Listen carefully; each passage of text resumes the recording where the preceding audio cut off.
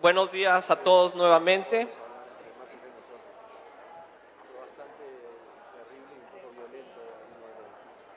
Bien, vamos a empezar. Vamos a empezar el panel de mercados de drogas regulados. Bienvenidos todos nuevamente. Buenos días. Ya empezó la conferencia. Vamos a intentar darle continuidad con disciplina. Mi nombre es Jorge Hernández Tinajeros, formo parte del colectivo por una política integral hacia las drogas en México. Somos parte del comité organizador de la conferencia y me toca hacer de policía en esta mesa para moderar a un panel muy rico, estupendo, que iré presentando conforme cada uno vaya haciendo su intervención. Cada uno de los panelistas tendrá 10 minutos para exponer su visión sobre los mercados de drogas regulados.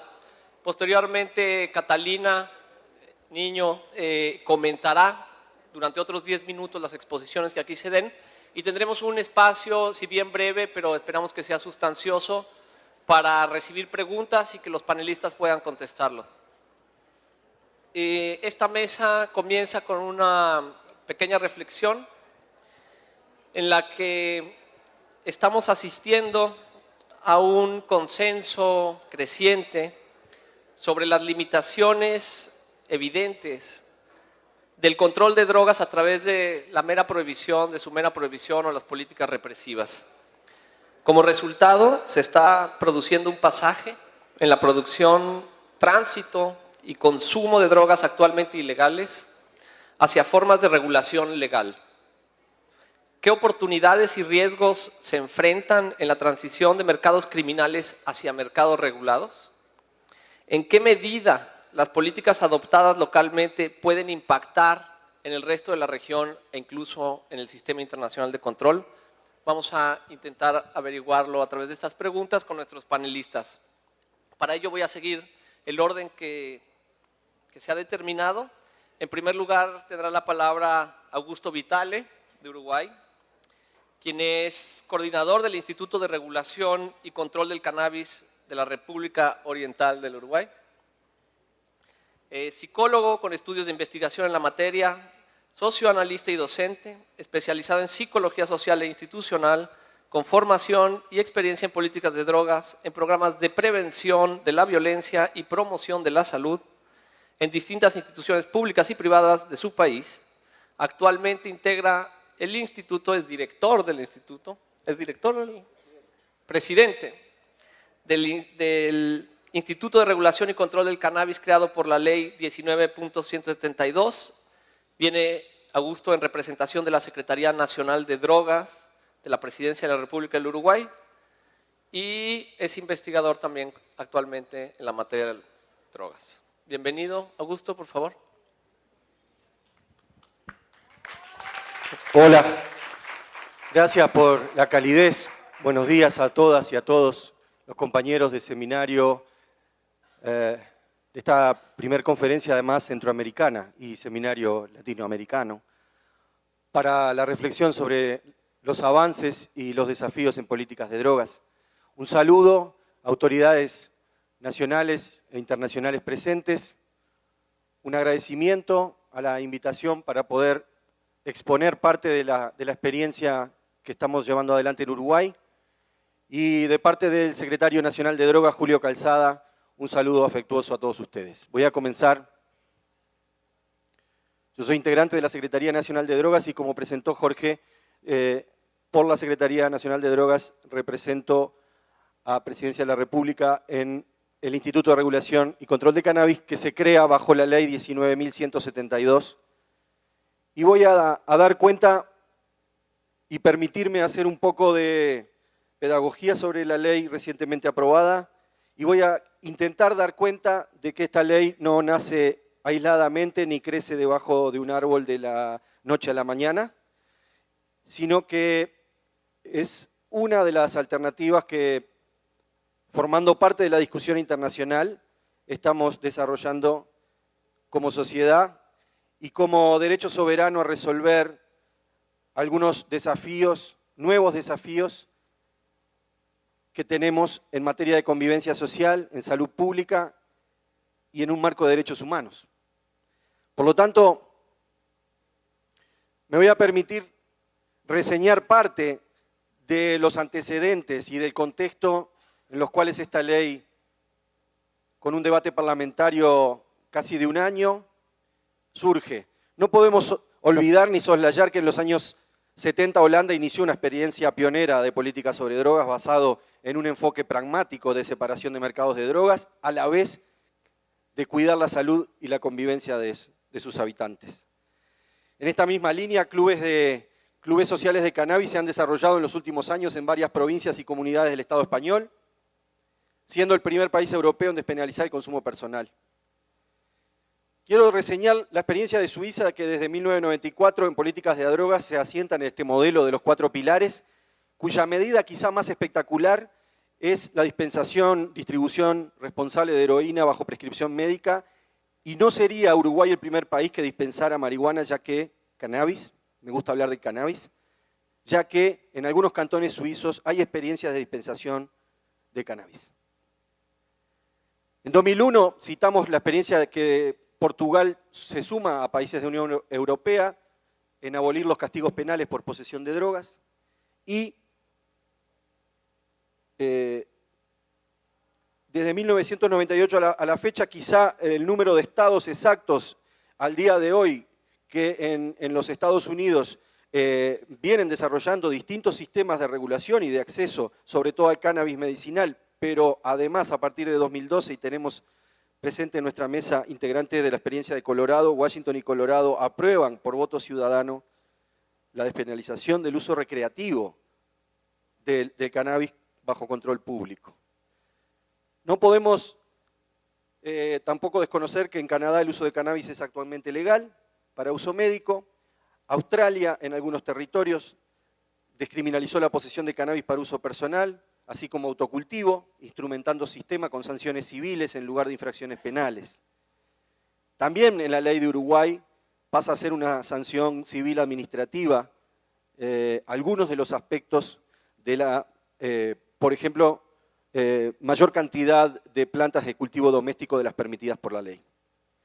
No podemos desconocer que la Comisión Latinoamericana y luego la Comisión Global de Drogas propone llevar al nivel internacional esta discusión científicamente fundada sobre las maneras humanas y efectivas de reducir los daños causados por las drogas a las personas y a las sociedades.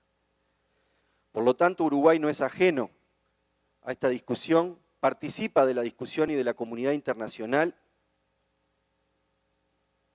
Hemos defendido en Viena el derecho soberano, contemplando la solución que Uruguay, dentro del marco del respeto a los tratados y convenciones, realiza en lo que no es para nosotros la legalización ni la liberalización absoluta, sino que es el reconocimiento más pragmático, así como Holanda en los 70 lo hizo, de la realidad de los usos de un mercado de drogas y de la realidad de los abordajes de reducción de riesgos y de daños como política pública, consolidada a partir del año 2005, pero que en Uruguay ya lleva 3 administraciones de gobierno trabajando en dicha dirección.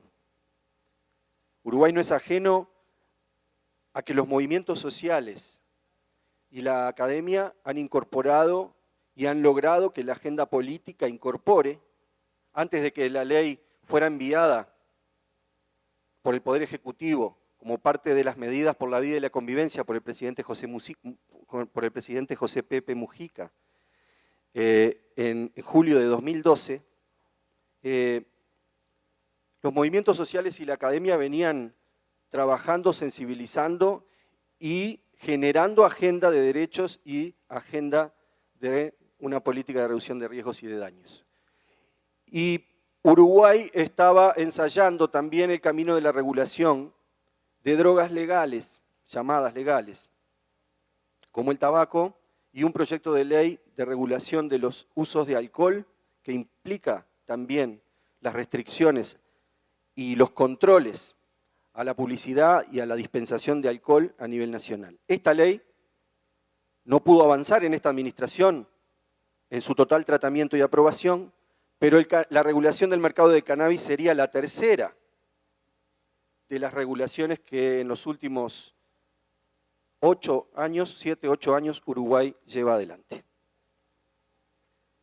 En la búsqueda de alternativas que logren mejorar estos resultados de salud pública y en convivencia social y en un marco de derechos, sitúa que la política de lo que nosotros tenemos institucionalmente, que es la Junta Nacional de Drogas, integrada por 9 ministerios, coordinadas por la Presidencia de la República, reflejan que el fenómeno multicausal y complejo que todos sabemos y que yo mismo he aprendido con muchos de ustedes aquí, no es una política aislada que actúa como el llanero solitario con la bala de plata y no es una junta antidrogas, sino es una junta institucional de políticas de drogas integradas por 9 ministerios de la República.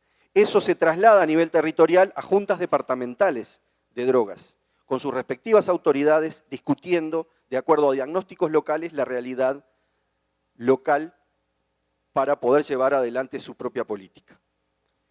Por lo tanto, este tema se instala en la agenda pública como una discusión que no fue solo política. El presidente de la República envía al Poder Ejecutivo al Parlamento 3 de las 12 medidas por la vida y la convivencia que surgen en julio de 2012, y eso tiene para la regulación del mercado del cannabis. No, yo estoy leyendo mal porque tiene que haber un error.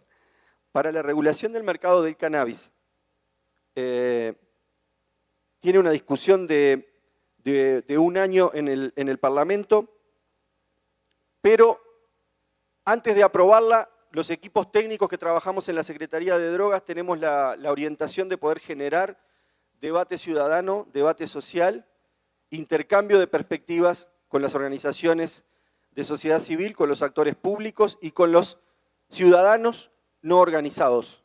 De manera de que uno de los efectos de la discusión a nivel político y social es que el debate y la discusión se instala en el ciudadano promedio, en su propio ámbito social y en su propio ámbito de pertenencia. Digamos que la familia y que las generaciones pueden discutir sobre si es el momento, si tenemos las capacidades y si tenemos las convicciones para llevar adelante una regulación de este mercado. Finalmente se aprueba el 10 de diciembre de 2013 esta ley que tiene los 3 objetivos básicos de proteger, promover y mejorar la salud pública de la población, una política orientada a minimizar riesgos y reducir daños y a promover la debida información, la educación y la prevención. Pero básicamente con su artículo primero la declara de interés público. Hay muchas de las acciones que este Instituto de Regulación y Control que lleva adelante puede desarrollar en una dimensión diferente porque es una ley de interés público. La publicidad y todo tipo de marketing del cannabis psicoactivo está prohibida por esta ley, porque es de interés público. El mercado de cannabis es un mercado que se reconoce y que se intenta atacar las bases económicas del mercado ilegal, representando el mercado de cannabis en Uruguay, casi un 80% del mercado ilegal de todas las drogas. Pero es una ley, le pido por favor, yo vine preparado para 15 minutos y yo creo que, ¿puedo? 5 minutos. Disculpen, lo voy a pasar rápidamente. Es una modificación de la ley 14294, es una ley de filosofía del derecho liberal que desde el año 74 no penalizó el consumo, el uso de drogas en Uruguay, formando parte de los actos privados de las personas que no afectan o que no ponen en riesgo o mientras no pongan en riesgo a terceras personas. Pero quiero señalar que nosotros estamos regulando sobre ya una base de una legislación que no penaliza el consumo en la medida que estos actos no afecten a terceros. Y yo quiero de alguna manera humildemente alentar a que se transiten quizá en las decisiones soberanas y sociales de cada uno de los países por algunos pasos previos quizá a la regulación de los mercados de drogas. El primer paso es la despenalización del uso y la descriminalización de la política de su uso. Básicamente, no voy a comentar los aspectos de la ley, solo quiero actualizarlos de que estamos ya reglamentados. Nosotros empezamos quizá por la parte más complicada. El cannabis de uso médico, que tiene ya evidencia para poder desarrollarse y socialmente es la que tiene el 52% quizá de apoyo en la población nuestra, es la que vamos a regular sobre fines de este año. La que ya regulamos es el uso no médico, el uso recreativo a través de 3 formas de acceso: dispensación en farmacias bajo control de su dispensación y todos los controles del Estado, los clubes de membresía con el objeto único de producir y retirar la cosecha para uso personal, y el cultivo doméstico. Básicamente las excepciones habilitan también el uso industrial, mientras estén por debajo de un 1%, o sea, cáñamo, que se va a reglamentar en un mes, y permite todo el uso terapéutico y médico de esta planta y sus derivados. Solamente quiero reflexionar de que las políticas de regulación pueden ser consideradas como dispositivos sociales, que hemos aprendido cómo en los mercados regulados de drogas deben intervenir los actores públicos y políticos, pero también los actores de la sociedad civil, organizados o no, que comparten una mirada de que el fenómeno es multicausal y que el fenómeno no puede ser solo atacar la oferta o la prevención, sino que es políticas integrales basadas en evidencia. Las políticas de regulación, creo, desde mi disciplina de psicología social y análisis institucional, tienen una dimensión de dispositivo social. Es ejercer el biopoder sobre la biopolítica. Estoy citando a Foucault cuando dice que el biopoder es ese conjunto de estrategias de saber y relaciones de poder que se articulan desde el siglo XVII sobre todo lo viviente en Occidente. Y tenemos que ser conscientes y no ingenuos que no basta con aprobar una ley y armar un dispositivo de regulación mientras esto no se pueda legitimar, trabajar y debatir socialmente, porque si no los propios dispositivos generan efectos de resistencia. Básicamente la potencia de un dispositivo es su grado de actualidad, y el grado de actualidad de un dispositivo es la capacidad de poder comprender por dónde viene la mano socialmente hablando. La libertad no se concibe en términos del derecho solamente, sino como la condición ontológica de la ética. ¿Y qué papel puede tener el cuidado de sí, el cuidado de las personas y el cuidado de los demás como ética de la libertad? Esa es la pregunta que tenemos planteada. Si esta es una política de cuidado y no queremos que se malentienda como una política de liberalización de mercados, sino que es una política de cuidado y en el marco de una ética de libertad y de respeto a los derechos humanos, tenemos pendiente una gran pregunta. La regulación del cannabis en Uruguay, como práctica de la libertad asegurada por ley, ¿será una respuesta sustentable? ¿La podremos actualizar mediante la discusión y mediante la propia actualización de los errores que seguramente con una institución tan nueva y donde no hay un modelo para mirar, aunque sí nos interesa seguir intercambiando con los equipos de Colorado, de Washington, de los equipos que están trabajando en otros ámbitos de regulación y en otros ámbitos de flexibilización de políticas de droga, si no estamos abiertos a comprender todo eso, quizá esto pueda quedar solamente en la aplicación de una ley. Los desafíos están planteados, nos permitimos insistir en la importancia de cómo construimos un problema. Es muy diferente partir de considerar al fenómeno de drogas desde la ilusión del control que genera el gobierno de la seguridad. Por eso esta política se descentró de un aspecto técnicamente y solamente de seguridad a través del control penal. También el control sanitario puede ser una política que no permite interactuar e intervenir desde la regulación en los nuevos contextos y por lo tanto queremos construir un problema desde una construcción colectiva de esta complejidad para problemas de responsabilidad y gestión compartidas. Esto es una gestión compartida hasta incluso con los interesados en producir cannabis para que se venda, para que se dispense en las farmacias de nuestro país. Es una gestión compartida del sistema, de la regulación y de los riesgos que podemos llegar a tener al fijar como variable crítica el precio de dispensación al precio del mercado ilegal hoy en Uruguay, que es cercano a $1. Y si eso no es gestionar los riesgos compartidamente con actores privados que de alguna manera se van a presentar y ya se presentaron 22 propuestas de interés para producir en Uruguay, nosotros queremos seguir con tanta autorregulación como sea posible y con la regulación que sea necesaria. Muchas gracias. Gracias. Gracias, Jorge. Augusto. Bueno.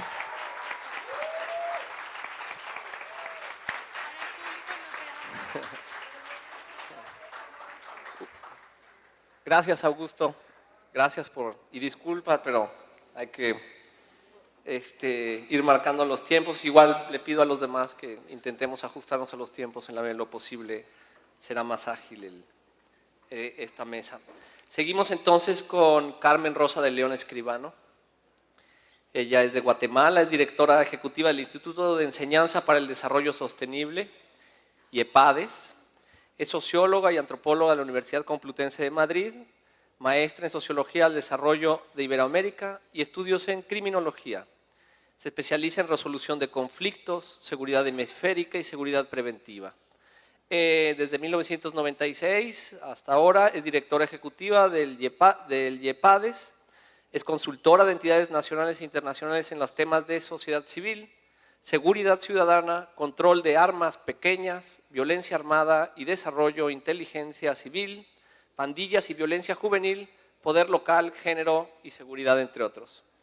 Actualmente es miembro del Consejo Consultivo de la Sociedad Civil de ONU Mujeres y miembro de la Comisión Nacional para la Reforma de la Política de Drogas en Guatemala. Gracias, Carmen, bienvenida. Gracias, buenos días a todas y todos. Gracias a los organizadores por esta invitación. Creo que cabalmente este es uno de los temas que hay que empezar a hablar con más frecuencia en la región centroamericana, porque muchas veces nos ven divididos el norte de Centroamérica, el sur de Centroamérica, el Triángulo Norte como llaman, y todo lo que pasa en el norte afecta al sur de Centroamérica, es decir, este es un debate en el que no podemos encontrar soluciones si no vamos juntos buscándolas. Bueno, me estoy preparando para los papelitos que vienen. Sí, pero me van a regresar. Bueno, a mí me encanta que hayamos empezado con la experiencia de Uruguay, porque realmente pasamos a la experiencia de la región centroamericana y los problemas son totalmente diversos. Nosotros, sobre todo me voy a referir fundamentalmente al norte de Centroamérica, lo que hemos visto es que toda la política prohibicionista y la guerra contra las drogas lo que ha hecho es dar los resultados contrarios a los que se esperaba. Han subido los índices de violencia. Realmente en estos momentos Honduras, El Salvador y Guatemala estamos en los 5 primeros lugares de homicidios a nivel mundial. Podríamos decir que la frontera entre Guatemala y Honduras es hoy la zona más violenta del mundo por el número de muertos y todos estos asociados fundamentalmente al tráfico de drogas que existe en la región. Por eso, tal vez, cuando estamos hablando de mercados regulados y estamos en este tipo de foros, estamos intentando presentar modelos que hasta la fecha pues, no han sido probados la mayor parte. Y esa yo creo que es parte del miedo del cambio. No empezamos con Uruguay, que tiene unas características específicas que no necesariamente se reproducen en otros países, y no sabemos muy bien a dónde vamos porque no hay lecciones aprendidas todavía que podamos encontrar. Lo que sí tenemos es lecciones aprendidas de lo que no debe hacerse, porque todo lo que se ha hecho hasta ahora solo ha desembocado en más violencia, más represión y en el caso de Centroamérica en más muertos. Entonces, por lo menos tenemos el ejemplo de lo que no debemos hacer y entonces tenemos que empezar a buscar hacia dónde podemos ir. Se ha generado, digamos, el caso de Centroamérica, es claro que el problema está focalizado en el tránsito de la droga. Y las políticas represivas que se impulsaron desde México lo que hicieron fue trasladar a los cárteles a la zona centroamericana, con lo cual incrementaron aún más los niveles de violencia. Aquí estamos hablando de territorios con países que tienen una debilidad institucional y que eso también ofrece un panorama propicio para la presencia de los cárteles y de la violencia en la región. El crimen organizado demanda armas para poder operar, para sobre todo proteger territorios, porque la violencia en Centroamérica está asociada al uso del territorio, a las rutas, a la defensa de espacios de tránsito de drogas, tránsito de personas, tránsito de armas. Y para todo esto es necesario tener las armas para poder defenderse y defenderse de las autoridades. Así que esto es parte de la cauda de violencia que estamos teniendo en la región centroamericana. Esto al final, como decíamos, demuestra que la guerra tradicional contra las drogas y el enfrentamiento de las grandes familias del narco no ha solucionado el problema, lo ha agravado. Estamos hablando, por supuesto, del tráfico de cocaína.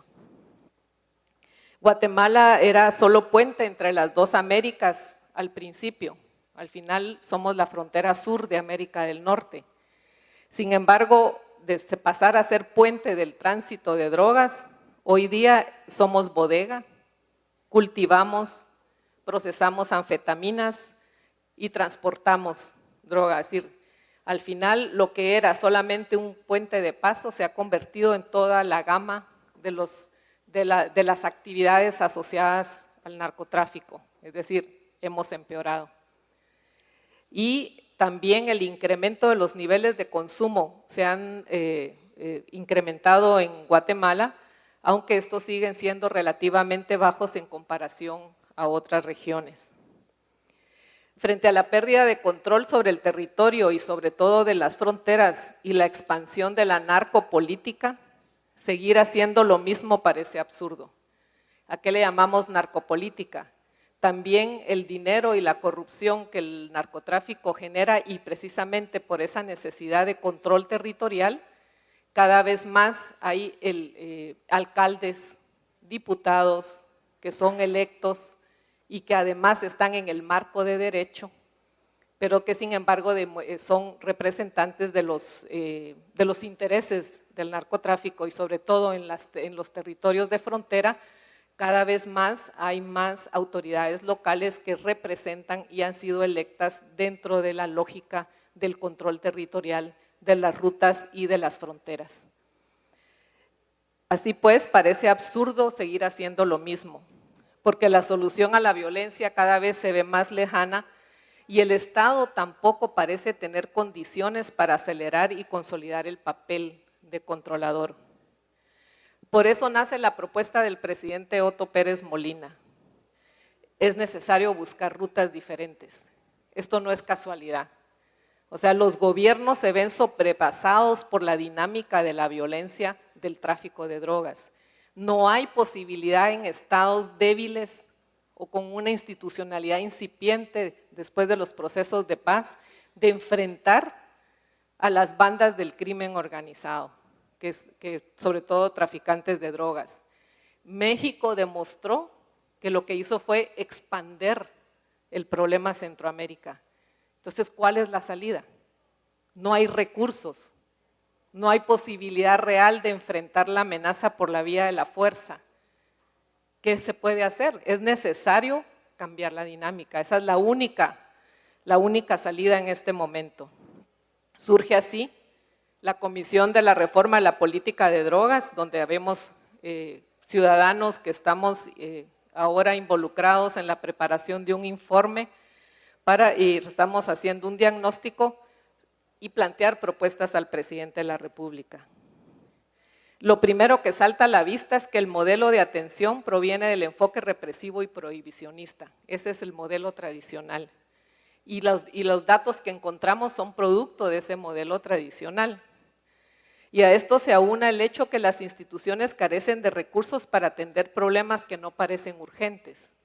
Es decir, realmente el problema nuestro es la violencia extrema, entonces temas como protección a los consumidores están totalmente desdibujados de la política pública. Ese no es un problema. Bueno, tampoco es un problema los heridos por armas de fuego y somos de los países más violentos. Es decir, las políticas y las instituciones están respondiendo a una dinámica que no es propia, no es solucionar los problemas de la población, es responder a las presiones que han venido, sobre todo de Estados Unidos, en un modelo de combate al narcotráfico que está abrumando no solo a las fuerzas de seguridad, sino también a toda la institucionalidad del Estado.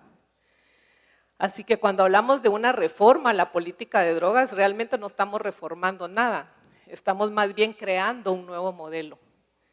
Estamos hablando de cambiar el modelo de comportamiento con respecto a las drogas y a otros temas asociados, pero que además es un modelo financiado, que sigue siendo financiado económicamente para seguir respondiendo por parte de los estados. Por eso parece un poco esquizofrénico, como alguien hablaba ayer, porque nuestros países siguen unidos bajo el mando del Comando Sur en la región para el combate frontal a las drogas, a los cárteles, por un lado, y por otro lado, un presidente que está llamando a hacer un nuevo modelo, pero que es parte de ese combate y de la utilización de las fuerzas de seguridad y además de la intromisión de los militares en la seguridad ciudadana. ¿Por qué? Porque hay que combatir las drogas y los cárteles con fuerza extrema. Así pues, encontramos que surgen problemas inmediatos en ese cambio, intento, o por lo menos el hablar de una nueva forma de enfrentar las cosas. Lo primero, y aquí vemos también el debate que se da en los países, primero, es que la misma sociedad sigue pensando que la represión es la solución a sus problemas de inseguridad. ¿En qué momento una política que vayamos a proponer que le da cara vuelta, que se ve desde la perspectiva humana y de inclusión, va a tener resultados y efectos? Sobre todo con una sociedad que está pidiendo represión y no está pidiendo que se cambie el modelo. El segundo problema es que el Código Moral Social identifica el consumo como algo repudiable. Nuestras sociedades son bastante conservadoras y por tanto hablar de legalización o regularización del consumo es inimaginable. El tercero es que con los niveles de pobreza de los países y la carencia de recursos, el sistema de salud no está en capacidad ni siquiera de atender la salud de los consumidores. O sea, tenemos los niveles más altos de muerte materno-infantil, sobre todo Guatemala y Honduras, y cómo vamos a pedir que de repente el sistema de salud se convierta en un sistema que va a proteger y va a hacer toda una transición institucional, ¿con qué recursos? Para atender el tema del consumo. El cuarto, las policías han sido entrenadas para combatir y perseguir el consumo y frente a la violencia desatada por los grupos criminales, la tendencia, como decíamos, ha sido militarizar la seguridad. Ambas actitudes dentro del modelo actual y sustentado económicamente por Estados Unidos. Por lo tanto, cambiar el enfoque significa cambiar el modelo de actuación de las fuerzas de seguridad del Estado también. Quinto, no solo es confrontar la política tradicional que se ha llevado hasta ahora, también implica cambiar el modelo, implica también desafiar a los dueños del negocio.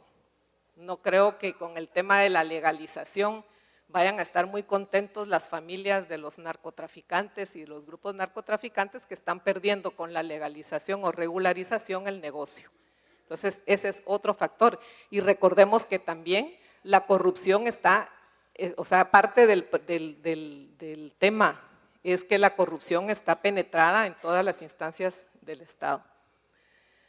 Pero tal vez con todos estos problemas, esa imposibilidad de pensar en confrontar esta situación, también surge la oportunidad de establecer rutas alternativas.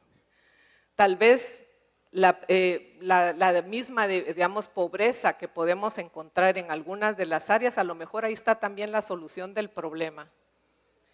La primera que nosotros encontramos claro, y aquí ya voy cerrando porque ya no hay más papelitos porque ya pasaron todos.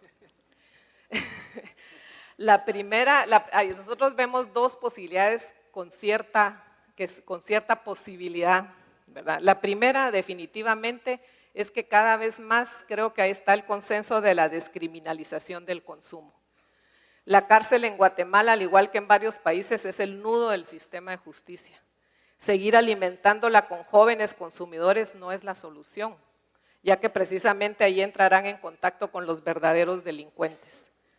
Claro que la descriminalización no debería de implementarse como una medida aislada, como aquí se ha dicho, porque entonces aquí vienen los desafíos en materia institucional de recursos que se requiere por parte de los estados, porque además esta medida de descriminalización debe ir en paralelo a políticas de reducción de daños enfocadas en la salud y programas de educación y tratamiento, lo que constituye un desafío para la institucionalidad y los escasos recursos que existen.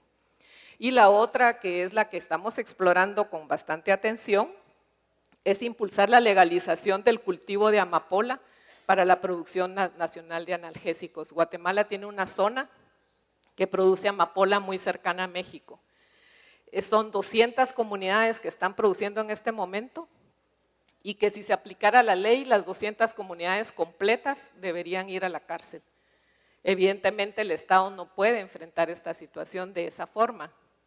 Así que, y tampoco pensamos que hablar de cultivos alternativos sea una realidad, o sea, sea una posibilidad. Son zonas aisladas donde no hay presencia del Estado, donde definitivamente no se va a poder hacer algo con una gran inversión de recursos. De ahí que la idea es legalizar la producción de amapola con fines médicos para consumo nacional. Y esta es una de las propuestas que estaríamos, por lo menos a título personal, yo no puedo hablar a nombre de la comisión, estamos impulsando dentro de esa propuesta al presidente de la República.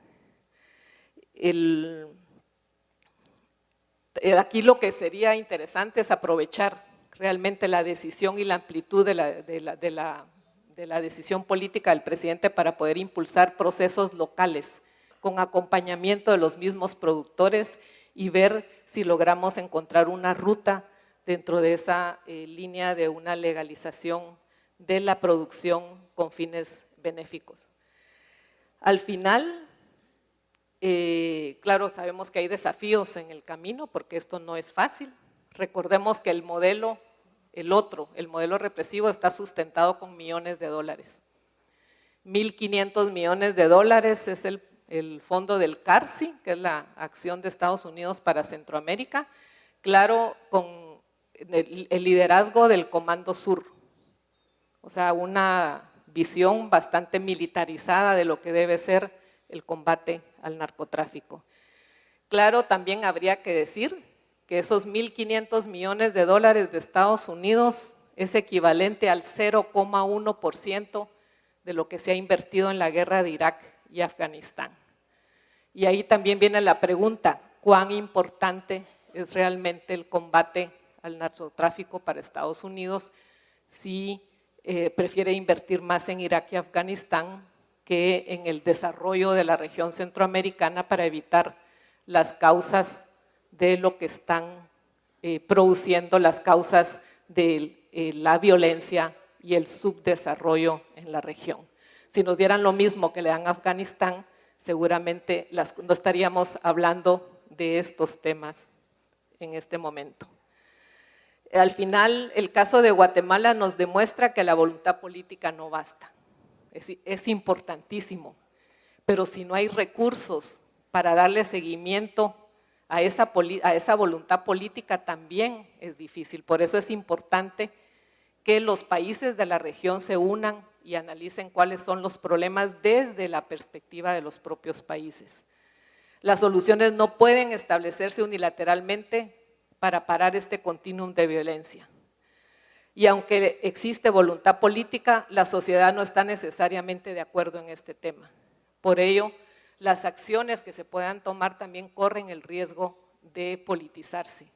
Así que cada vez más es necesario que los centroamericanos asumamos ese reto en una forma conjunta y pensando en nosotros mismos y no en satisfacer demandas de otro país externo a la región. Gracias.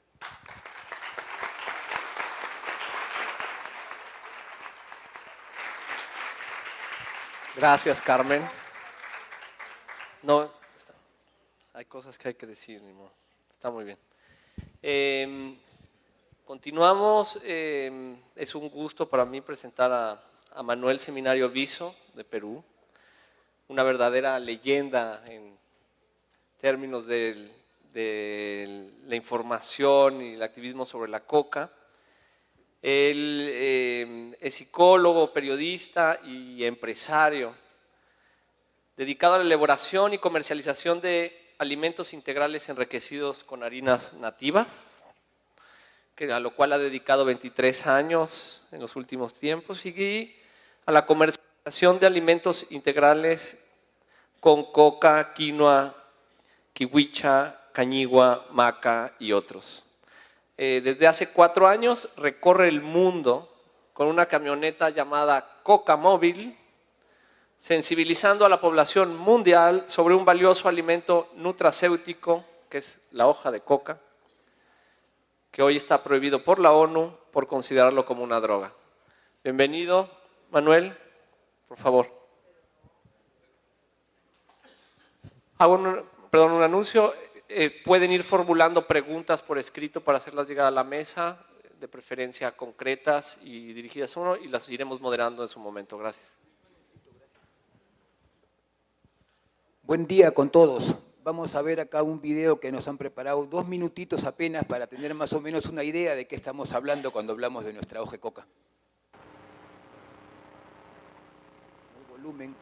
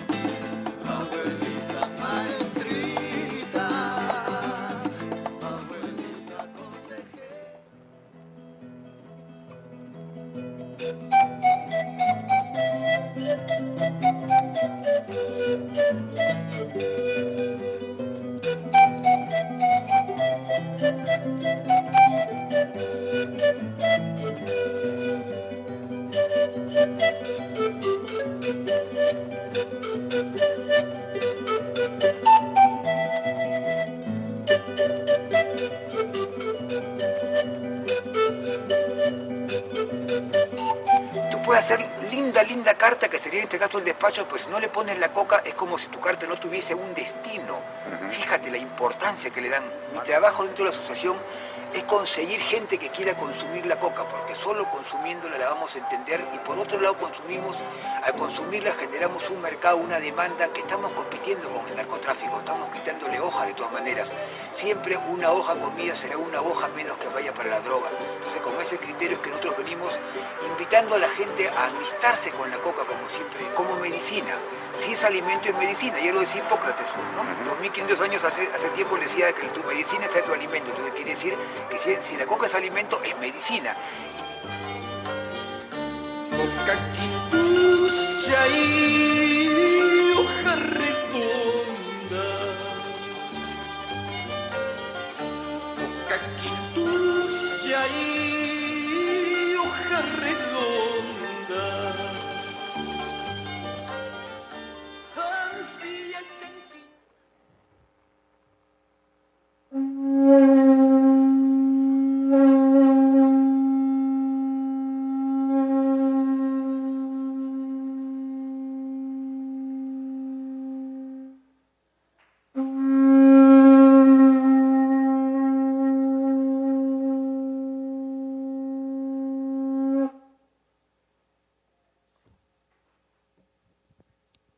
Buen día con todos. Hace rato que me pregunto si estaré bien, creo que me he equivocado de reunión. Acá todos hablan de drogas y yo vengo a hablar de alimentos. Espero que logremos entendernos en algún punto de esta conversación, porque en realidad cuando yo hablo de la coca, hablo de un alimento ancestral, un alimento poderoso. Son hojas salidas de un árbol. Quiere decir que es la misma naturaleza quien nos regala este alimento. Quiere decir que es una planta y al ser una planta tiene un espíritu poderoso que va a beneficiar nuestra salud en diferentes maneras.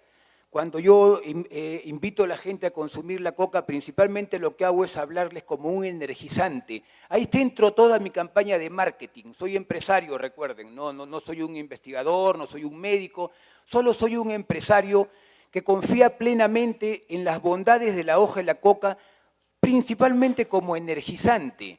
Entonces, si nos ponemos a ver el mundo, vamos a ver que existe lo que se llama fatiga crónica universal. Hace años que estamos todos cansados, nos levantamos cansados, todo el día estamos cansados, tenemos poco ánimo para trabajar. Entonces, ahí viene el éxito de Red Bull, por ejemplo, ¿no? Empresas que ofrecen energizantes, tipo Born, como la Coca-Cola, tipo Monster, tipo diversos energizantes que hay en el planeta. Entonces, yo enfoco mi atención empresarial en llegar a ese segmento de la población, darles energía a las personas, darle ganas de trabajar. Imagínense que tengamos ganas de trabajar, estamos cambiando el concepto de que el trabajo es un castigo, más bien por el concepto de que el trabajo es un placer. El trabajo en sí mismo debe ser un placer, no debemos esperar una retribución por la actividad que estemos haciendo. El mismo trabajo debe ser un placer. Tenemos entre manos una planta que ya pudimos ver en el video, haría mal en repetir las bondades que tiene, pero por ejemplo la Universidad de Harvard, cuando la investiga en 1973, concluye en que si un ser humano consume 100 gramos de hoja de coca, estaría cubriendo todos sus requerimientos nutricionales. Fíjense qué alimento estamos hablando. Con solo 100 gramos de hoja de coca estaríamos cubriendo todos nuestros requerimientos nutricionales. Quiere decir que podríamos no comer otra cosa y estaríamos bien alimentados. Pero fíjense de qué estamos hablando. Nos dicen los médicos, los científicos, y yo lo puedo ver en mi experiencia diaria. Soy un peregrino que viene desde el 2011 recorriendo todo Sudamérica y tengo una experiencia vivida rica en cada país. Cada país que ha recorrido Ecuador, Colombia, Bolivia, Argentina y demás, todas las personas que consumimos la coca sentimos realmente, aparte de energía, que es lo inmediato, ni bien consumimos la coca vamos a sentir energía, pero posteriormente de su consumo vamos a ir curando muchas dolencias, al punto que podríamos decir que cura todas las enfermedades. Quizás suena romántico decirlo, pero los invito a probarlo. En todo caso, el día que probemos y veamos que también nos curó a nosotros de un padecimiento que venimos teniendo por años y nos veamos una vez más sanos como fuimos cuando éramos niños, pensamos de que como íbamos avanzando en la edad, las enfermedades son parte de nuestra vida. En realidad eso es parte de la estafa. Si sabemos alimentarnos, si sabemos vivir, si sabemos tener buen pensamiento, pues vamos a poder vivir muchos años con salud, porque no se trata de vivir muchos años llenos de pastillas, en tratamientos, con operaciones, sino de lo que se trata es vivir sanos. Y eso podemos conseguir con la hoja de la coca. Tenemos un alimento que por siglos se habla, por ejemplo, que en Ecuador se han encontrado restos de la hoja de la coca de 12.000 años de antigüedad. Pero miren, 12.000 años, estamos hablando pues antes de que cualquiera de los que se cuenta en la historia haya aparecido siquiera. Sin embargo, ya tenemos presencia de la coca como parte de la alimentación diaria, como parte de nuestra medicina y sobre todo como parte esencial en nuestra ritualidad.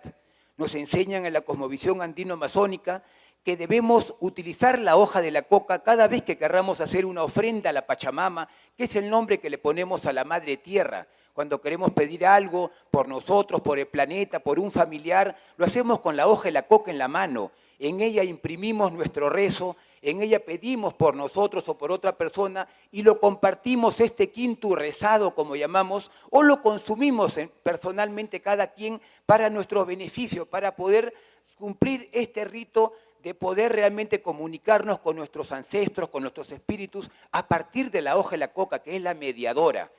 Sin embargo, este poderoso alimento que nosotros hemos valorado por tantos siglos, según la ONU, y basado en unos estudios totalmente fraguados, discriminatorios, en los cuales dicen de que la hoja de la coca es la causante del embrutecimiento del poblador andino. Querría decir que todos los que consumimos coca somos gente embrutecida. Yo puedo dar fe que eso no es cierto. La hoja de la coca nos abre el entendimiento más bien. Lejos de embrutecernos, nos permite conectarnos con lo que se llama el Jahuapacha, un mundo que está aquí, pero que no siempre es visible para todos. Nos permite realmente entender qué papel tenemos en la vida, nos permite entender las posibilidades que tenemos de cumplir nuestros sueños. Yo soy muy feliz de estar en este grupo, en este momento, con tantas personas que reivindican muchas otras drogas. Una vez más repito, yo no sé qué hago hablando acá de un alimento. Sin embargo, a decir de la ONU, la hoja de la coca es una droga perniciosa que nadie debe consumir en el mundo. Creo que a partir de momentos como estos, a partir de la peregrinación, a partir del consumo, debemos cambiar esa imagen que tiene el mundo de la coca. Muchas veces les hablamos de hoja de coca y la gente espera que yo le entregue un polvo blanco. O sea, tan confundidos estamos que creemos que la hoja de la coca es el clorhidrato de cocaína, una sustancia que sacan a partir de nuestra hoja. O sea, nuestra hoja tiene 0.5% de alcaloides, de los cuales son 14, de los cuales uno se llama cocaína. Cuando el occidental saca el clorhidrato de cocaína a partir de un proceso químico largo, lleno de sustancias perniciosas para la salud, consigue un polvo blanco que tanto le gusta, dicho sea de paso a la gente, si no, no hubiera tanto consumo. En realidad la culpa no es nuestra que saquen la droga de nuestra planta. Entonces lo que yo vengo acá es dejar en claro, cuando hablamos de hoja de coca, hablamos de una planta sagrada, hablamos de una planta muy valorada por nuestros ancestros y que estaríamos dispuestos, los que la conocemos, a dar nuestra vida por ella. Yo vengo dando mi vida por ella, vengo cruzando fronteras en las cuales yo podría estar preso en este momento por tener esta coca. A decir de la ONU diría, este señor tiene coca, seguro que va a sacar clorhidrato de cocaína, porque eso dicen. Así ofenden nuestra cultura estos señores de la ONU.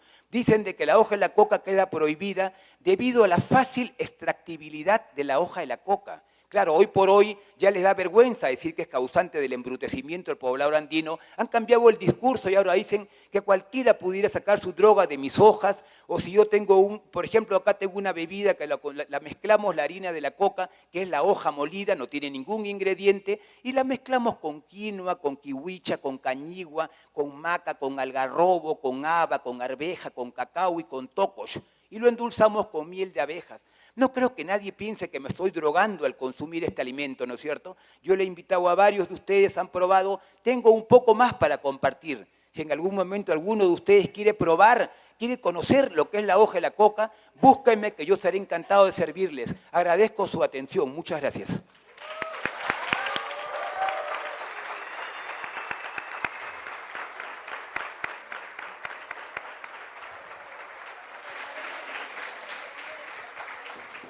Gracias, Manuel. Excelente.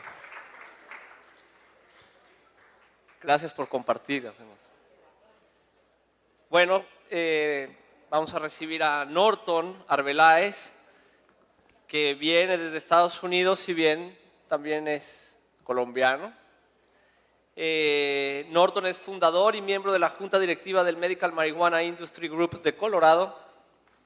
Fue parte de la Junta Consultiva sobre Marihuana Medicinal del Departamento de Impuestos de Colorado, del Grupo de Trabajo de Marihuana Medicinal de la ciudad de Denver y del Grupo de Trabajo de Regulación de la Enmienda 64 del gobernador Hickenlooper, fundador y miembro de la Junta Directiva del Medical Marijuana Industry Group de Colorado.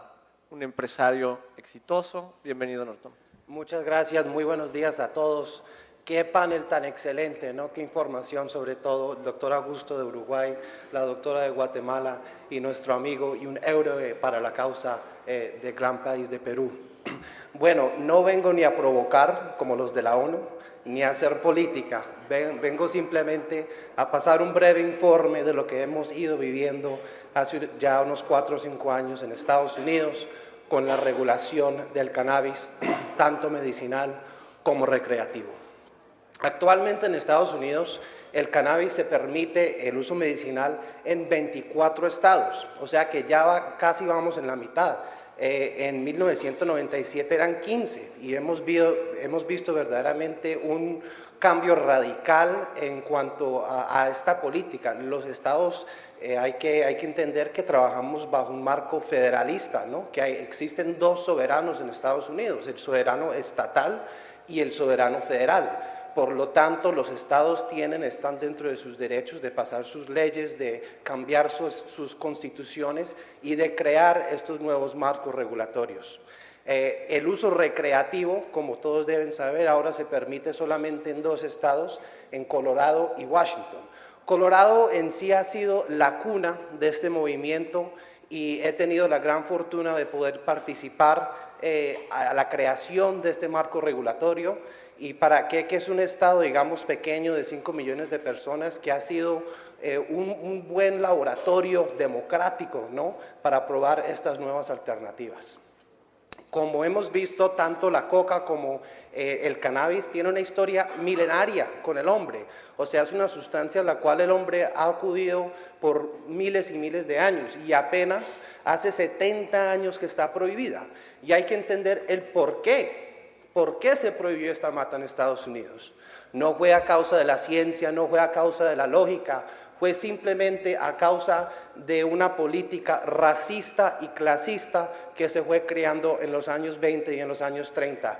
Y estos señores tan augustos y tan serios como los ven ahí, veían una manera de poder subyugar a los afroamericanos, a los mexicanos, porque eran ellos, sobre todo en los años 20 y 30, que utilizaban el cannabis y pasaron estas leyes tan extremas que criminalizaron esta mata que tiene unos usos no tanto comerciales como lo tiene el cáñamo, ¿no? Sino medicinales que da los cannabinoides dentro de la resina de la flor.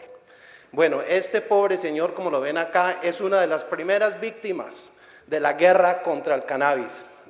Y fue en el estado de Colorado en el año 1931 que este pobre campesino tenía sus matas y fue una de las primeras víctimas de la guerra contra las drogas. Y es digamos, una ironía que en el mismo estado de Colorado, casi 70 años después, hemos ido desmantelando este sistema prohibicionista. Muy bien pensado, de una manera cautelosa, de una manera bien lógica, ¿no? No ha sido algo así brusco, como lo ha dicho el doctor Augusto, es un tema que se ha estudiado y que surge de la voz del pueblo, ¿no? Fue a través del proceso democrático en Colorado que se cambió esta enmienda. Y como vemos, quizás las burocracias internacionales todavía no han escuchado el clamor del pueblo, pero sí que hay que abrir estos espacios, hay que abrir el diálogo para crear estas nuevas alternativas. Bueno, tenemos entre nosotros también al abogado Christian Cederberg, que fue uno de los grandes proponientes de esta ley en Colorado, que fue la enmienda 64, y en Washington, que fue el 502, que cambió el panorama de la guerra contra las drogas en Estados Unidos. Fue un quiebre total con la política prohibicionista federal. Y es gracias, como dije ahorita, al federalismo que estos estados pueden divorciarse de esta política prohibicionista. Nada les obliga al estado de Colorado ni al estado de Washington a participar en esta guerra contra el cannabis. Y bueno, gracias a estas propuestas hemos ido explorando nuevos caminos y se ha visto, ya llevamos con el marco regulatorio medicinal casi 5 años y con el recreativo apenas vamos 1 año, la vida sigue normal. Todo este miedo, toda esta propaganda que la sociedad se va a acabar, que las juventudes se van a perder, simplemente no se ha realizado. La opción es muy clara, podemos adoptar la regulación, el control, acabar con este negocio tan lucrativo para los carteles y lo podemos meter bajo un marco regulatorio estricto, con carácter particular en los países donde se vaya desarrollando. Pero lo que sí quiero que se acuerden de esta pequeña charla que les estoy dando es que existen alternativas ya que se están ampliando, que se han ido elaborando y que para qué hay nuevos caminos. Este mapa es un mapa de los estados que han ido adoptando las leyes. Falta la Florida, que este mapa tiene unos 6 meses, que ya adoptó una ley de cannabis medicinal y en noviembre de este año también votarán para ampliar ese proyecto y poder utilizar los cannabinoides que incluyan el THC. Bueno, Yes We Cannabis. Aquí está el presidente Barack Obama, que ha tenido, digamos, ha sido un liderazgo sin palabras en este tema. Él hubiera podido demandar a los estados, hubiera podido mandar los soldados de la DEA, arrestarnos a nosotros, que nos arriesgamos para poner estos negocios en marcha, pero no lo ha hecho. Lo que ha hecho es ha trabajado con la Fiscalía, con el Department of Justice, en crear unas limitaciones que los estados tengan que seguir. Entre ellos, obviamente, no permitir la venta a los menores, no permitir la intervención de grupos criminales en el mercado, o sea que hay que entrar en este negocio con las manos limpias, ¿no? No permitir la venta fuera del sistema estatal, porque se trata no de, digamos, de un sistema federalista donde lo que ocurra en ese estado tiene que quedarse en ese estado, que no se mezcle con el tráfico de otras sustancias, que no se permita la violencia y el uso de las armas, que se tomen medidas para prevenir la conducción bajo el efecto del cannabis, que no se permitan los cultivos en espacios públicos y obviamente que no se permita en los espacios federales. Hemos visto un cambio radical en la opinión pública frente a este tema. ¿Por qué? Porque el miedo, el susto que han desarrollado los prohibicionistas a lo largo ya de varias décadas simplemente no se ha realizado. Se ha controlado la sustancia, se ha verdaderamente abierto nuevos caminos y como vemos que la aceptación de la sociedad ha ido creciendo. Tal es el caso en Uruguay, que también luchaba con el tema de poder educar a sus ciudadanos que sí existen alternativas. Y esperemos que sea el caso en Latinoamérica, donde desafortunadamente existe, digamos, una cultura un poco conservadora que dice el marihuanero es un insulto, pero el hecho es que no es así. Y a veces nos acostumbramos como latinoamericanos, desafortunadamente, mirar hacia el norte, ¿no? Para seguir ejemplos. Pero ahora tenemos el ejemplo de Uruguay y podemos mirar dentro del marco latinoamericano que sí existen alternativas y que hay países que tienen la valentía de desarrollarlos. El modelo uruguayo quiebra este tabú en Latinoamérica y el presidente Mujica, ¿para qué? Que va a quedar en la historia como un visionario en esto.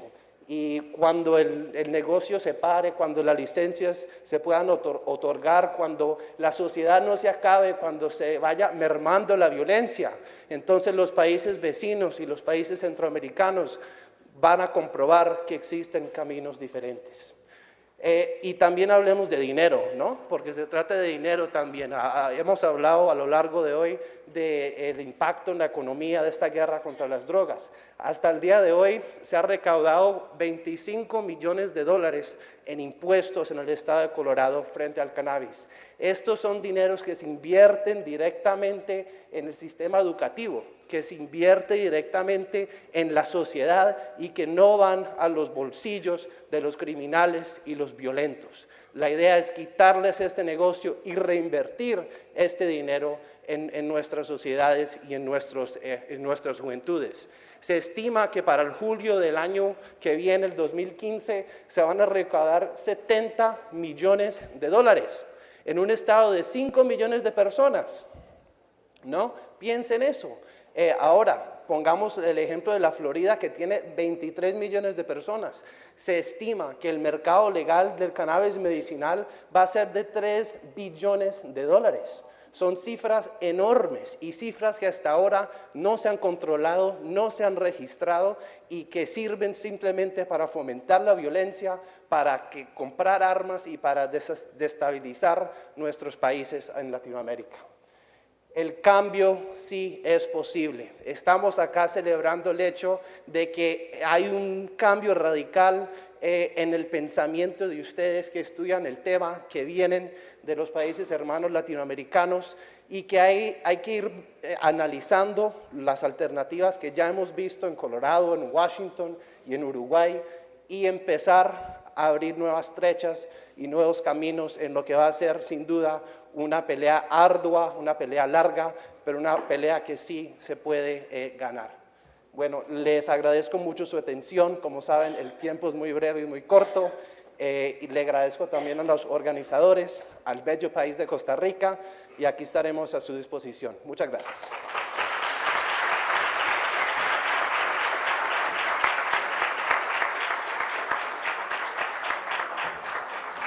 Gracias, Norton. Un anuncio, nuestro siguiente ponente, John Collins, mientras leo, va a hablar en inglés, por si alguien, me parece que hay herramientas para la traducción simultánea. En todo caso, es importante anunciarlo. John viene del Reino Unido, es coordinador del proyecto de Política Internacional de Drogas de London School of Economics. También es coordinador del grupo de expertos de LSE en Economía de las Políticas sobre Drogas. Editó el informe especial LSE Ideas del 2012, Consejo de la Guerra de Drogas Mundial. Es candidato al doctorado en el Departamento de Historia Internacional en la Escuela de Economía y Ciencia Política de Londres. Bienvenido, John. Please welcome. I'd like to first thank the conference organizers for the invitation. It's a great pleasure to be here. I apologize that I can't speak in Spanish, although I hope next time I'm back at this conference I will have learned some Spanish and I can do my next presentation in Spanish. So, what I'm going to focus on is basically what is the strategy for reform at the international level. So we talk of the UN and how it's a roadblock to all these things around cannabis, around coca leaf, all these other substances. How do we change that? How do we start to reform what the UN does in drug policy? Particularly, I think, because this panel is talking about regulation around cannabis. And so this, I'll be hitting on the idea of what are the roles of the conventions, the 1961 convention, the 72 convention, the 88 convention in reform. And it does begin from the premise that the current framework is unsustainable.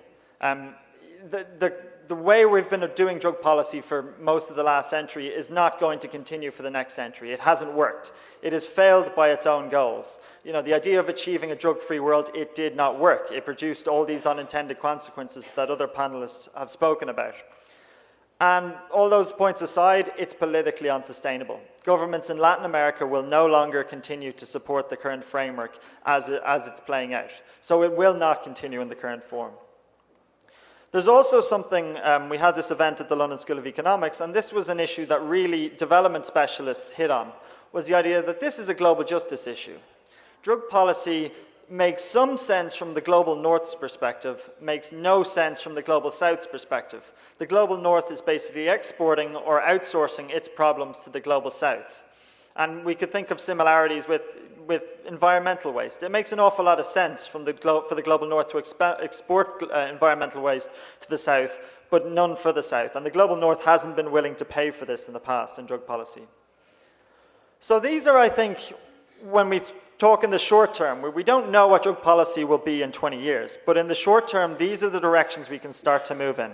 On cannabis, it's regulatory experimentation. It's clearly happening. It's a positive thing. We will learn an awful lot from this. We will learn what happens when you move from an illicit market to illicit market. And so what's happening in Washington, Colorado, and Uruguay is a positive thing in terms of international reform. Regarding the heavy majors, which is this is the main Latin American concern around cocaine, and in other countries, heroin and meth. We can roll back prohibition drastically. We know that prohibition doesn't work. So we don't need to be resourcing it to the level that it is being resourced. We can bring it down to a fraction of what it is being resourced, and most research evidence suggests that drug consumption will not increase significantly. So we can start to roll this back. We can focus all police and military efforts on illicit market impact reduction. So the violence, the crime, the corruption, those are the metrics you focus on. We do not focus on things like seizures, numbers of arrests, alternative development, how many farms are growing, how many hectares of coca. Those tell us nothing about the global drug market. And we can really start to roll these things back and change how we focus on it.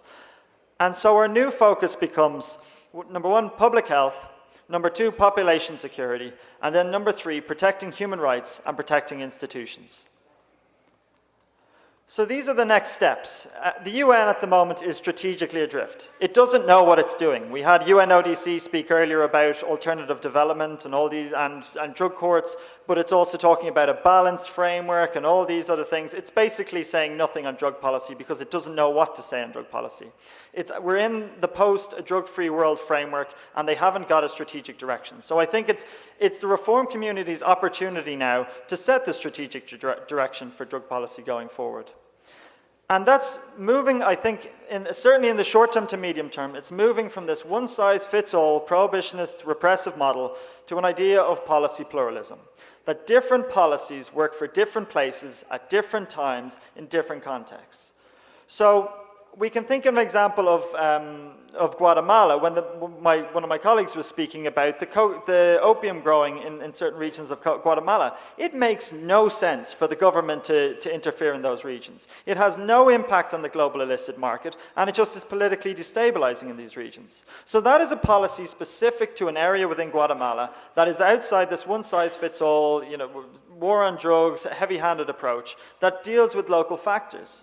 On the other side, we don't want to see a situation where Turkey doubles its opiate production overnight and floods the global market. That's also not an effective international cooperation. So this is about really tailoring policies to international situations. And as I said, this idea that we accept policy and regulatory experimentation. And then there's this issue of decriminalization. I'm appalled when I hear people talk about expanding drug courts to Latin America. Drug courts, the evidence in America is at best minimal, and if you follow that evidence, it suggests that they're awash. They're not particularly effective. In Latin America, they're going to be disastrous because you don't have the institutions to make drug courts work. They're going to be another repressive model of drug policy. They're going to be another form of incarceration. So the US should not be coming down to Latin America and advocating them. And anyone who says they have a strong evidence base around it is not telling the truth because they haven't been evaluated honestly. So we need to move towards a model of blanket decriminalization and then effective decriminalization. In Latin America, we've seen the issue with the baselines of what quantities get charged as trafficking versus possession. That's a serious issue. So now I'm going to move on to the idea of how do we fit this idea of reform within the existing convention framework, and particularly around cannabis. And God bless him, William Brownfield, I think, has actually elaborated the best way that I've heard of dealing with cannabis under the international conventions. I've called it the Brownfield Doctrine. I don't think anyone else has called it that, so I'd like to claim ownership if no one else has, but apologies if somebody said it before. But this is essentially the idea of how we make cannabis work with the current international framework. It's number one, the idea that you do defend the core integrity of the conventions.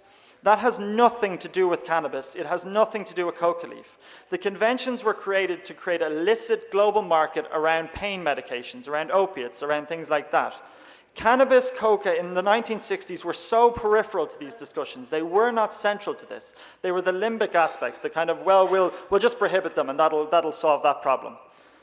So what follows from this is we can have flexible interpretations around the non-core aspects, of which cannabis and coca leaves are one of them. And it also follows from this US idea that these are living documents. The US Constitution is considered a living document, and it has a Supreme Court, a police, and a military apparatus to enforce it. The UN conventions have none of those things, and yet people speak as if they're set in stone. That's just not the case. They've evolved in the past, and we can evolve them again. So what he also says is we can allow these different national and regional strategies under the current framework. And what the focus should be on tackling organized crime. Well, that's fine, as long as we pick the right indicators for organized crime. Again, focus on minimizing violence, corruption, all these other factors, not necessarily shrinking the market. So this is a very effective framework for thinking how we can reform UN policy over the coming years without getting bogged down in this idea of rewriting international conventions, of which we won't succeed in the immediate future. Uruguay has also elaborated an approach to this, which is slightly different, but I think equally valid. It's that you interpret the conventions as applying within a broader context of human rights commitments. So yes, if you take the letter of the law of the 1961 convention, technically you should probably not create a nationally regulated cannabis market, if you take a specific reading of that. But we have to interpret that within terms of human rights, within terms of commitments for population security, all these other things. And Uruguay has said, on balance, the conventions can only be applied, we have to have a flexible interpretation around cannabis because it undermines other aspects of human rights. That is perfectly permissible in my view, and that is perfectly sellable at the international level. So this is just another idea of the flexibility doctrine.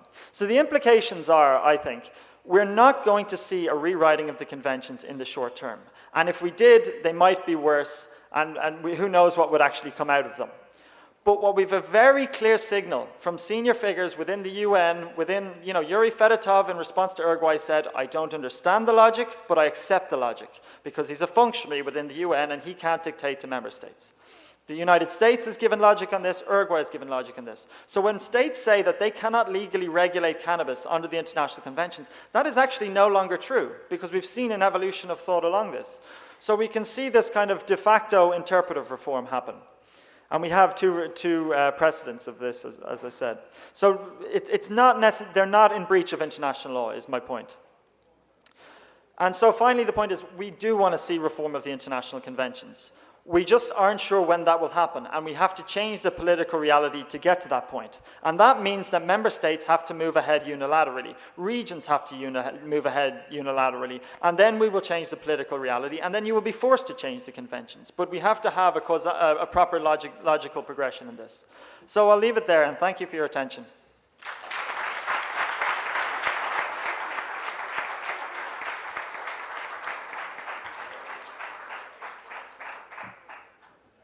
Gracias, John. Vamos a cerrar esta mesa con todavía dos actividades. La primera es los comentarios que nos tiene que hacer Catalina Niño Guarnizo, de Colombia, aquí a mi derecha, coordinadora del Programa de Cooperación de Seguridad Regional, PCSR, de la Fundación Friedrich Ebert. Es directora del Programa de Cooperación en Seguridad Regional desde julio de 2013. Fue coordinadora del mismo programa en 2010. Investigadora de la Fundación Ideas para la Paz en Colombia, en el área del sector empresarial, conflicto y construcción de paz. Bienvenida, Catalina. Tienes 10 minutos para comentar lo que acabamos de explicar. Gracias. Wow.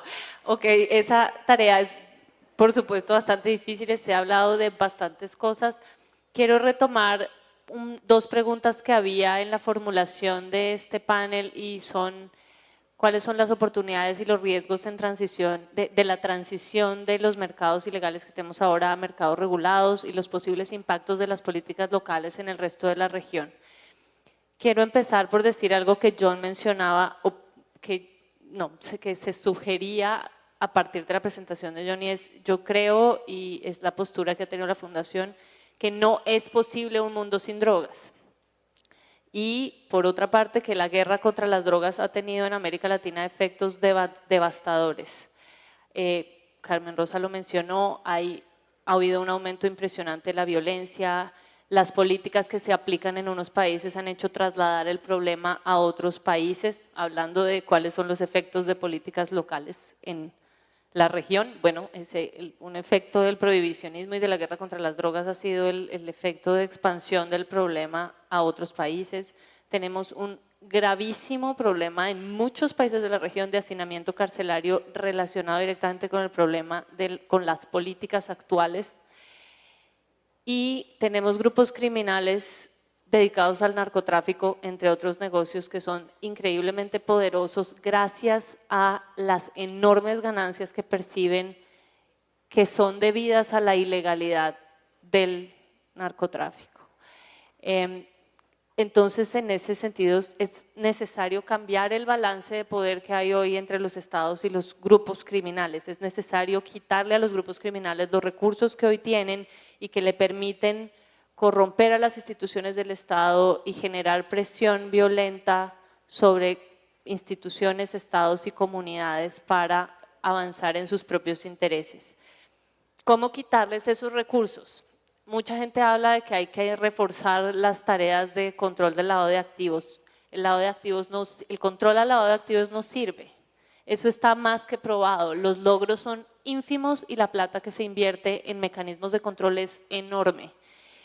Hay problemas no solamente técnicos para el control del lavado de activos, sino además políticos. Claramente no hay un interés serio por atender ese problema. Los escándalos con los bancos estadounidenses en Hong Kong y en México lo demuestran muy claramente.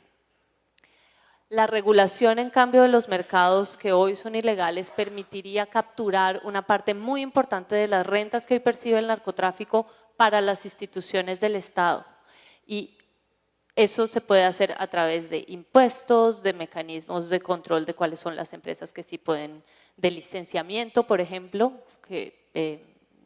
quiénes son las empresas o personas que pueden cultivar cannabis o producir o cultivar hoja de coca, por ejemplo.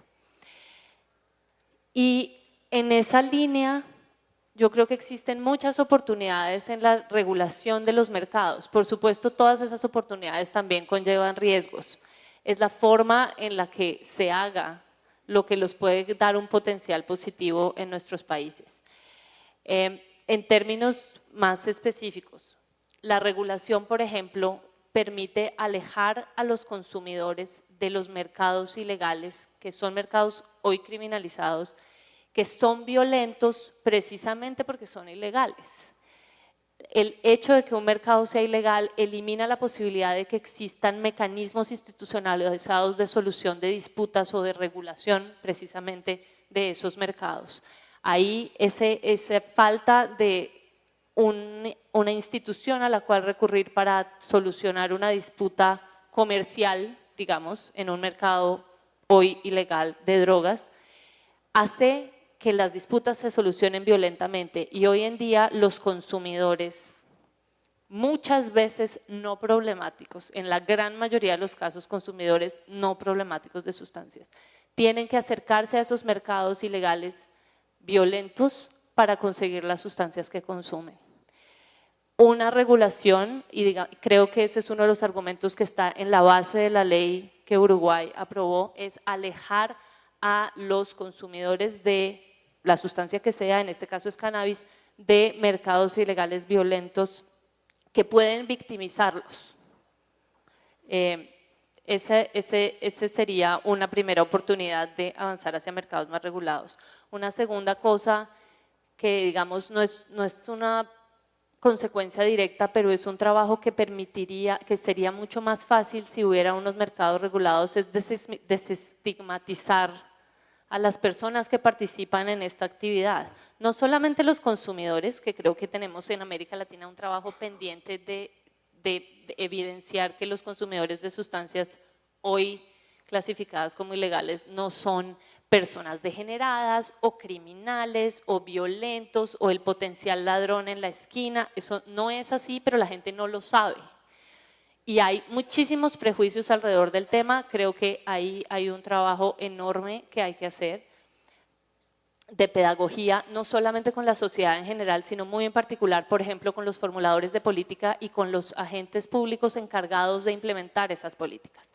Varias veces yo he oído a personas decir que el consumo en muchos países de América Latina ya no está penalizado, pero la realidad en la calle no es esa. Los policías detienen a muchachos que tienen un poquito de marihuana o un poquito de cocaína que en la ley nacional es permitido y los detienen con el argumento de que creyeron que estaban vendiendo, porque hay un enorme nivel de discrecionalidad para los agentes que implementan las políticas y hay una estigmatización enorme de la gente que está consumiendo una sustancia de este tipo. Creo que también la regulación es una oportunidad para promover la realización de estudios menos politizados sobre los beneficios o sobre los efectos que una droga específica, todas las drogas son distintas, otra cosa que la opinión pública en general no tiene en cuenta. Necesitamos hacer estudios que permitan diferenciar más claramente las consecuencias que cada droga tiene sobre la salud de las personas, sobre el comportamiento de las personas y también sobre los potenciales, por ejemplo, empresariales que puede tener una sustancia. En efecto, como Manuel mencionó, la hoja de coca tiene potenciales muy importantes como alimento, pero eso hoy en día es todo un tabú porque la sustancia, porque la ilegalidad que cubre al mercado. Adicionalmente, y esto creo que en América Latina es particularmente importante, es muy difícil, es un desafío muy grande, pero creo que también buscar la regulación de mercados permitiría avanzar en esa línea. Los países latinoamericanos podrían fortalecer sus instituciones encargadas del control de estos procesos, podrían encontrar mecanismos para reducir la enorme corrupción que hoy afecta, por ejemplo, a los sistemas de administración de justicia que tienen que ver con, que digamos que terminan permeados por el crimen organizado, porque el crimen organizado tiene demasiado dinero. Y entonces el Estado tiene una debilidad intrínseca para combatir la cantidad de plata que el Estado puede, que el crimen organizado puede invertir en corromper a estos actores del sistema de justicia. Y el fortalecimiento de esas instituciones puede hacerse incluso con los recursos que provengan de la regulación, con los impuestos que provengan de la regulación, por ejemplo.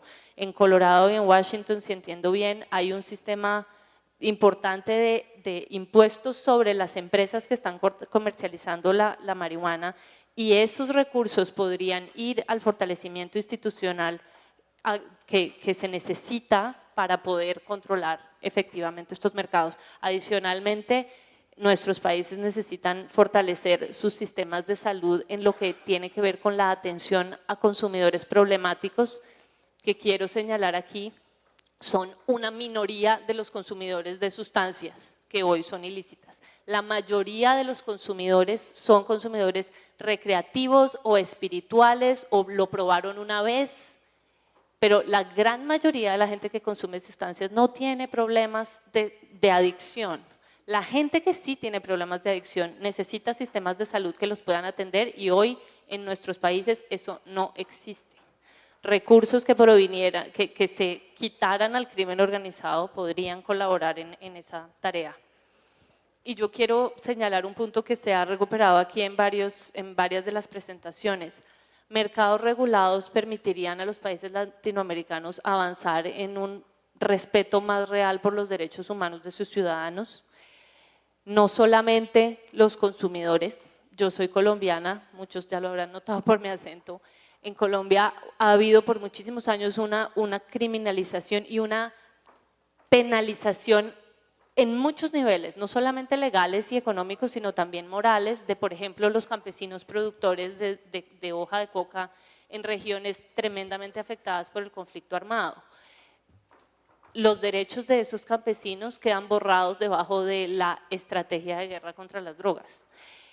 También hay una criminalización muy importante de la gente que vende en la calle pequeñas cantidades de sustancia. Y una cosa que aquí no se ha mencionado, pero creo que vale la pena señalar, los pequeños correos, las mulas del narcotráfico, en general son víctimas de las organizaciones criminales y no grandes negociantes. Y hoy en día mucha de esa gente está en nuestras prisiones, que están terriblemente hacinadas, pero además hay un porcentaje muy importante de mujeres detenidas en las cárceles latinoamericanas por delitos de transporte de drogas, incluso de pequeñas cantidades de drogas. El impacto social que eso tiene sobre las familias de estas mujeres es enorme. Incluso en Costa Rica, entiendo que hace poco hubo un cambio en la ley, pero hoy, hasta hace poco, las mujeres pasaban un mínimo de 8 años presas por tratar de entrar, ni siquiera por haber entrado, por tratar de entrar pequeñas cantidades de drogas a las cárceles. Eso no tiene sentido, no solo, digamos, en términos de política pública, económicamente tampoco tiene sentido, y socialmente y en términos de derechos humanos es una tragedia en realidad. Y como punto final que quiero hacer, yo creo que América Latina ha sido una de las regiones más afectadas por el tema del por el narcotráfico, digamos por los grandes grupos del crimen organizado, pero también por las políticas represivas que se han implementado para atender el fenómeno. Y creo que en ese sentido tendríamos la autoridad moral para proponer un cambio en el paradigma. Habría que hacer un trabajo muy importante de trabajar conjuntamente. Los países latinoamericanos podrían desarrollar posturas conjuntas en este tema si existiera la voluntad política, y creo que ahí tenemos que desarrollar un trabajo muy importante también desde la sociedad civil, y bueno, yo creo que muchos los han felicitado, pero yo quiero de nuevo felicitar a Uruguay. No es solamente un ejemplo de política pública, sino también del trabajo que la sociedad civil puede hacer para promover el debate nacional y para promover cambios en las políticas nacionales que generen olas positivas de cambio en la región. Creo que ya lo dijeron esta mañana en la apertura, seguir haciendo lo mismo y esperar resultados diferentes es un absurdo. No tiene sentido que no busquemos alternativas que nos sirvan mejor como región hacia el futuro. Bueno, yo creo que lo dejo ahí. Muchas gracias.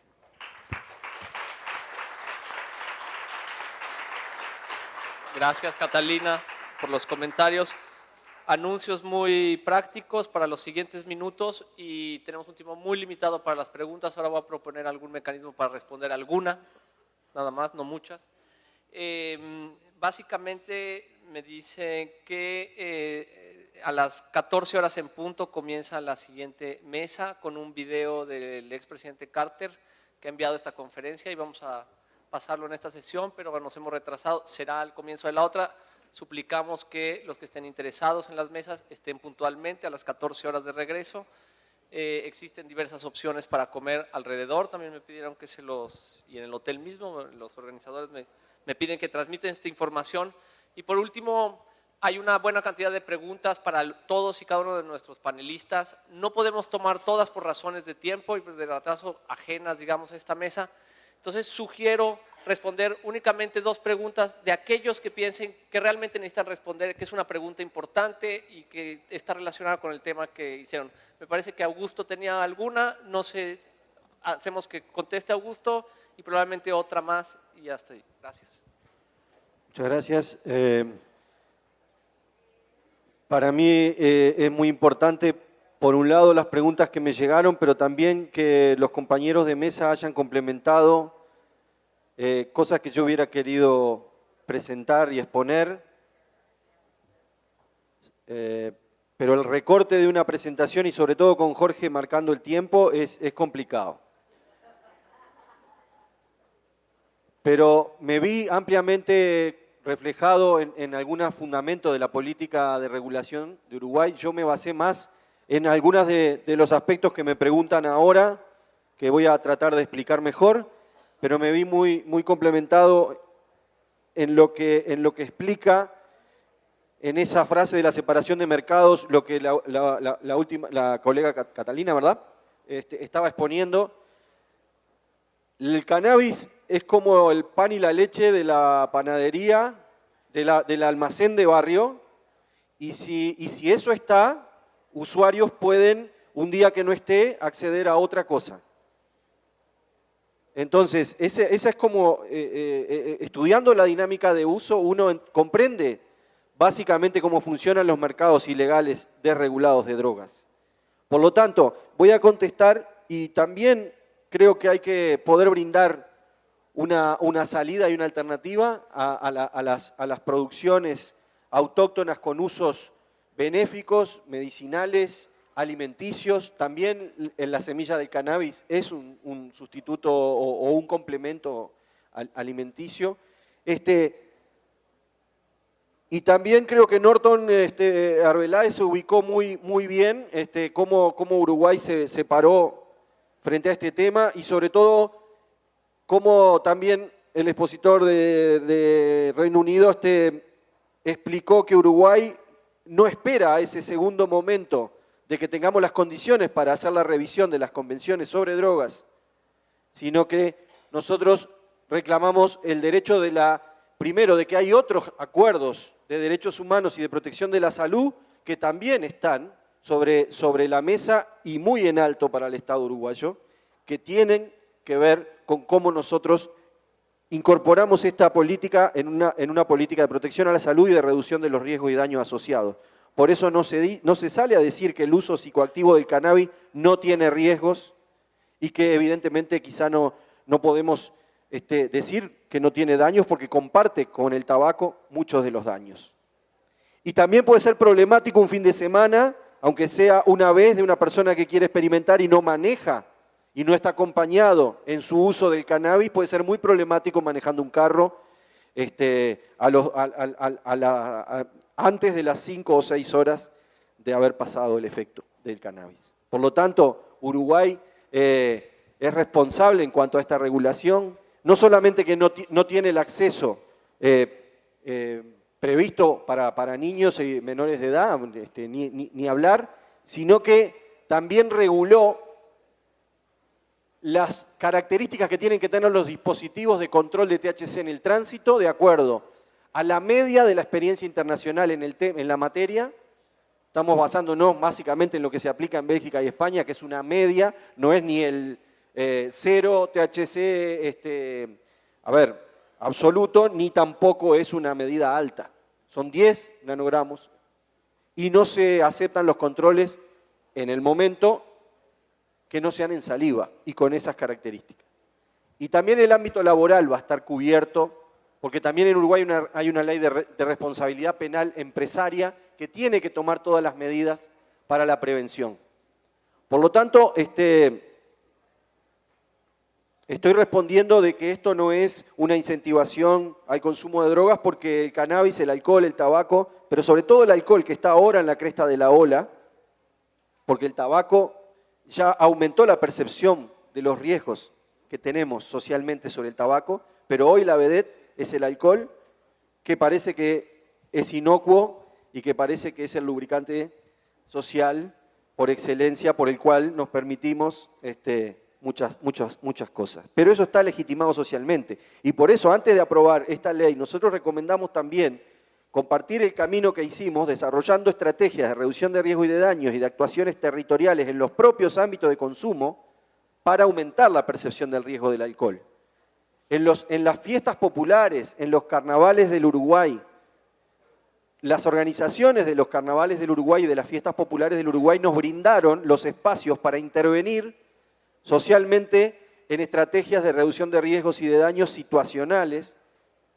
Y ustedes me dirán, ¿qué efecto puede tener que un grupo de artistas de teatro y de carnaval se paren enfrente del escenario cuando hay un corte entre grupo y grupo y puedan desarrollar una escena de trabajar el manejo del equilibrio, de la gestión de los riesgos y entregar una bolsa de agua diciendo la sed, sacátela con agua y no con alcohol?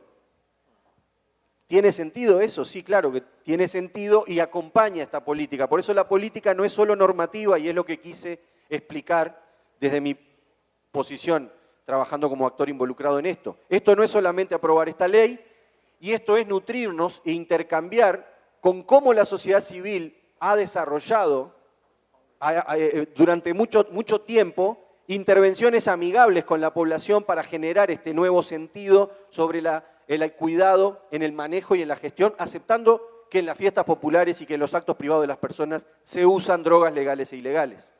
Y eso es una política pragmática también. Y por eso me voy a permitir reconocer que en el ámbito de la sociedad civil nació el eslogan, la campaña, el concepto consumo, cuidado. Regulación responsable.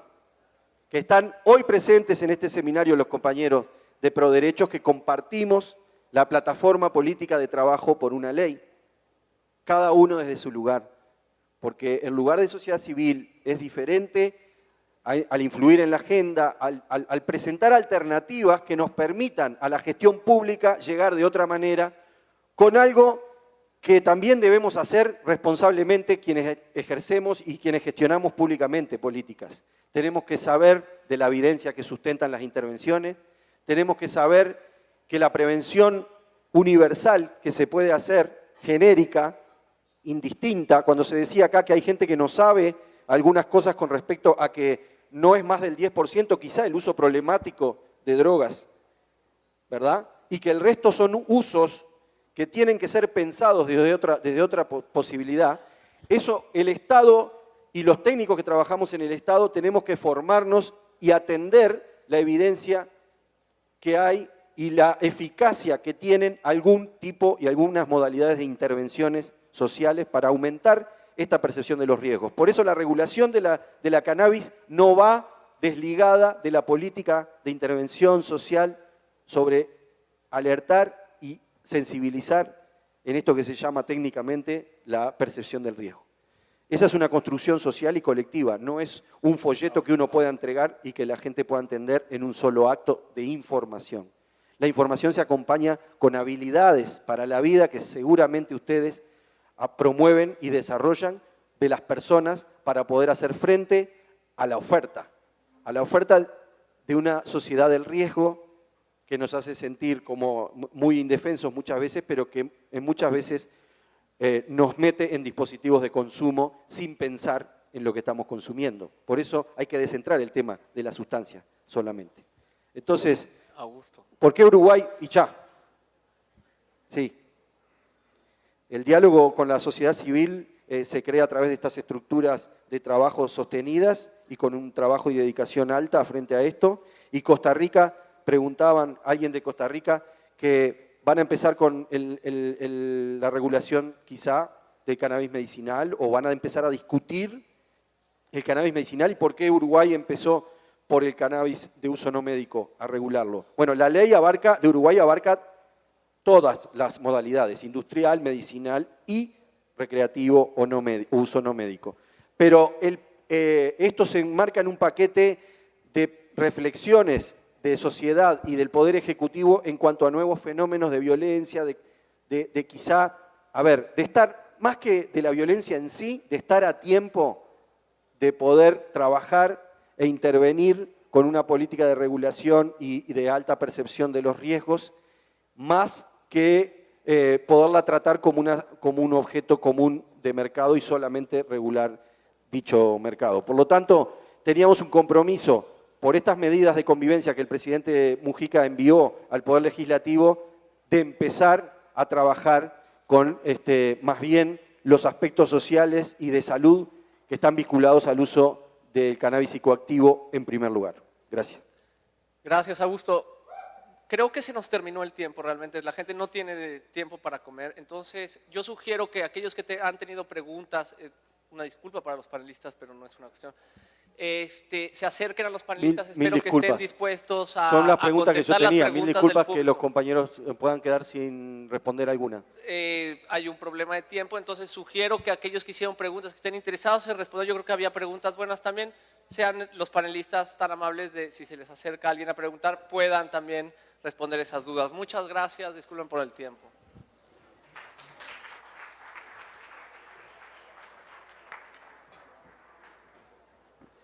Muy bien, ahora vamos al almuerzo.